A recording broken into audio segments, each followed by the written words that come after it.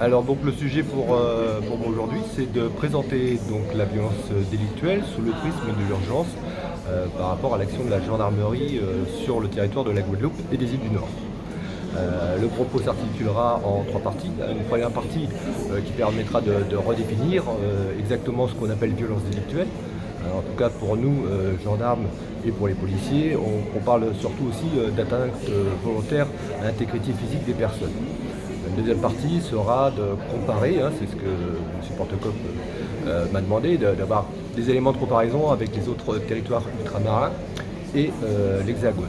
Et enfin, une partie qui me paraît quand même fort intéressante, justement dans ce lieu-là, c'est de pouvoir échanger avec les services d'urgence sur les problématiques liées à l'action partenariale, notamment quand nous, services d'urgence, gendarmerie, nous intervenons sur des découvertes de cadavres, nous intervenons sur les violences intrafamiliales et sur les accidents de la route, mortels ou corporels. Il y a beaucoup plus de violence en Guadeloupe que dans d'autres régions. Ça, je vais vous montrer à travers les divers tableaux, mais on ne peut pas dire que la Guadeloupe soit le territoire ultramarin le plus violent, en tout cas, mais même s'il l'est quand même 2 fois plus par rapport à la métropole. Il y a beaucoup de violence. Vous êtes surtout, vous, dans la campagne, vous êtes surtout dans les communes. Il y a beaucoup plus de violence qu'en ville.